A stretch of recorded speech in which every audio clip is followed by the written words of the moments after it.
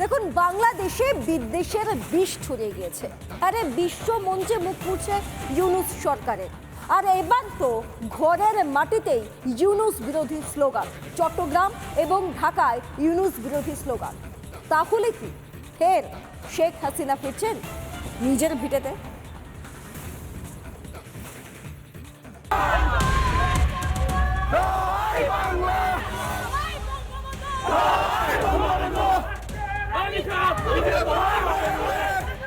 চার মাসেই ঘুরে গেল হাওয়া।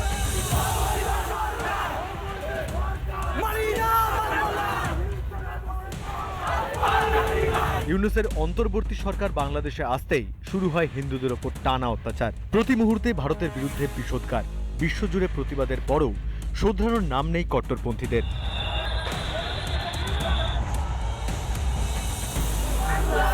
এবার ঘরের মাটিতেও ইউনূস বিরোধীদের প্রতিবাদের গর্জন। রাজধানী ঢাকা ও চট্টগ্রামে মিছিল ছাত্রলীগ সমর্থকদের। মিছিল থেকে উঠল ইউনূস বিরোধী স্লোগান।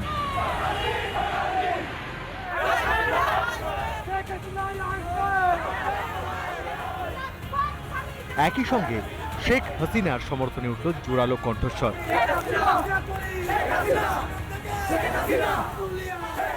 একই সঙ্গে তিনি মৌলবাদকে কি ব্যবহার করে আওয়ামী লীগকে কি করে শেষ করা যায় এবং ভারত বিদ্বেষকে মাধ্যম দিয়ে দেশকে কি করে ঐক্যবদ্ধ করা যায় সেটা ভাবছেন। কিন্তু সেখান থেকে মানুষ বুঝতে পারছে এখন যা শাসন হচ্ছে তার থেকে শেখ হাসিনা সরকার হাজার গুণে ভালো। তাই আওয়ামী লীগ, তাদের যে ছাত্র লীগ আছে, তারাও পথে নামছে, সংগঠিত হচ্ছে। মিছিলের ছাত্র যুবদের উৎসাহ চোখে পড়ার মতো ছিল। তাহলে কি বাংলাদেশে এবার গৃহযুদ্ধ শুরু? 16ই ডিসেম্বরের আগে এই হুঙ্কার আরো বাড়বে বই কমবে না। রিপাবলিক বাংলা। বাংলাদেশে হিন্দু নিধন লাগাতার জারি, সনাতনীদের উপর অত্যাচার লাগাতার জারি। আরও একটা প্রমাণ চাই আপনাদের যে বাংলাদেশ থেকে বহু সনাতনী মানুষ এদেশে পালিয়ে আসতে বাধ্য হচ্ছেন। আরেকটা উদাহরণ নিন, দক্ষিণ দিনাজপুরের কালিয়াগঞ্জ। সেখানে দুই বৃদ্ধা, তারা দুজনেই ইসকন ভক্ত, কালিয়াগঞ্জ সীমান্ত দিয়ে ঢোকার চেষ্টা করেন দেশে। এই দেশে তাদের ছেলেমেয়েরা থাকে। শেষ পর্যন্ত তারা বিএসএফ এর হাতে আটক হন এবং আদালত পরবর্তী সময় তাদেরকে 14 দিনের জেল হেফাজত দিয়েছে।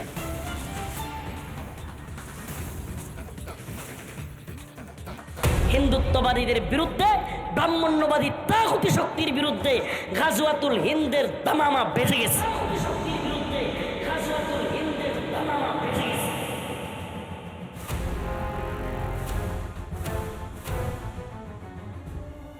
ইউনূসের আশকারায় বাংলাদেশ জুড়ে দাপিয়ে বেড়াচ্ছে ধর্মান্ধ এবং জামাতি মৌলবাদীরা।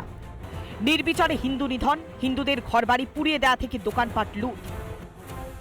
হাসিনা দেশ ছাড়ার পর থেকে এসবই বাংলাদেশের রোজ নামচা। জামাতিদের অত্যাচারের জেরে ফের ভিটে মাটি ছেড়ে ভারতে পালিয়ে আসতে বাধ্য হচ্ছেন হিন্দুরা। 8 থেকে 80 জীবন ও সম্ভ্রম বাঁচাতে ঘর ছাড়া হতে হচ্ছে বাংলাদেশের হিন্দুদের। দুদিন আগেই উত্তর দিনাজপুরের চোপড়ায় পালিয়ে এসেছিল ইসকন ভক্ত এক নাবালিকা। এবার দক্ষিণ দিনাজপুরের কালিয়াগঞ্জ সীমান্ত দিয়ে ভারতে আসার সময় বিএসএর হাতে ধরা পড়লেন দুই ইসকন ভক্ত বৃদ্ধা। শুধুমাত্র হিন্দু হওয়ার জন্য কিভাবে মৌলবাদীদের অত্যাচারের শিকার হচ্ছে হিন্দুরা, ভয়াবহ অভিজ্ঞতার কথা শুনুন বৃদ্ধার মুখেই। কি অবস্থা বাংলাদেশে? অবস্থা অত্যাচার খুব করে, নিজের জায়গা নাই, মানুষ থাকি দেয় না, তাই বেটিয়েছেন না। বাড়ি ঘরে আগুন টাগুন দিচ্ছে, বাড়ি ঘরও ভাঙ্গি দিছে, মারধর করছে। কি বলছে ওরা? কি চাচ্ছে? কি চাচ্ছে?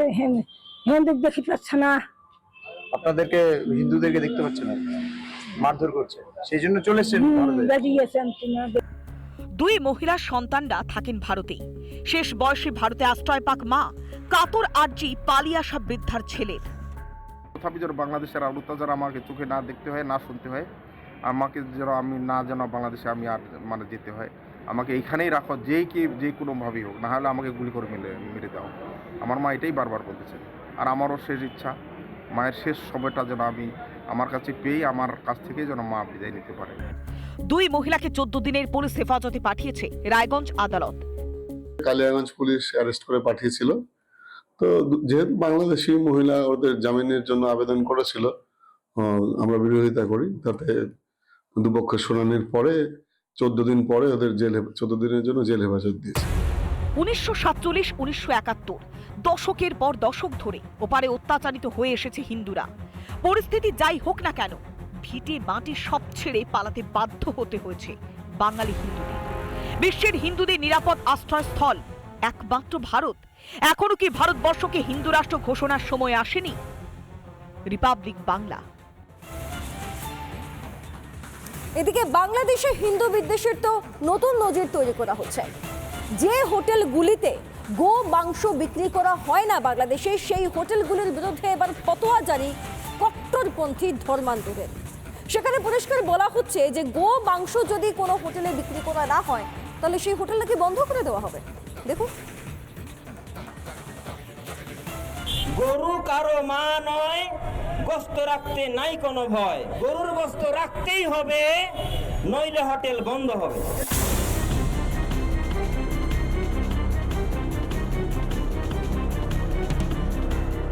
ইউনূসের বাংলাদেশে যখন প্রতিদিন হিন্দুদের ওপর আক্রমণ হচ্ছে, হিন্দুদের ঘর বাড়ি পোড়ানো থেকে শুরু করে মন্দির ভাঙচুর কিছুই যেখানে বাদ নেই, সেখানে হিন্দুদের খাদ্যাভ্যাসের ধর্মীয় ভাবাবেগকে সম্মান জানানোর আশা করাটাই বৃথা।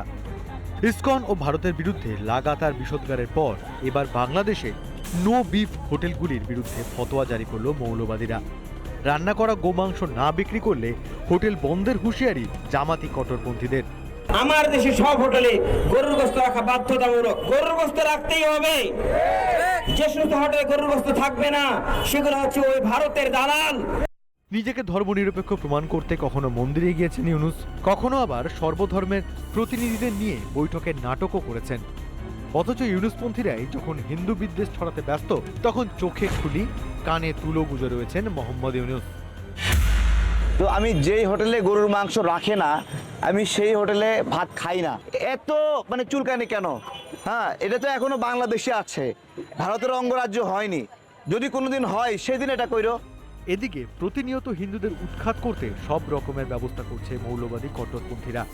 হিন্দু বিদ্বেষের নাম করে সমস্ত হোটেলগুলোতে হিন্দুদের শুধু জব্দ করবে বলে সেখানকার মেনুতে গোমাংস রাখা আজকেই সেখানে আমরা দেখতে পাচ্ছি যে বাধ্যবাধকতার মধ্যে নিয়ে আসা হয়েছে। নানা ধরনের কন্টেন্ট দেখার জন্য লাইক করুন, শেয়ার করুন আমাদের ফেসবুক পেজ, সাবস্ক্রাইব করুন আমাদের ইউটিউব চ্যানেল।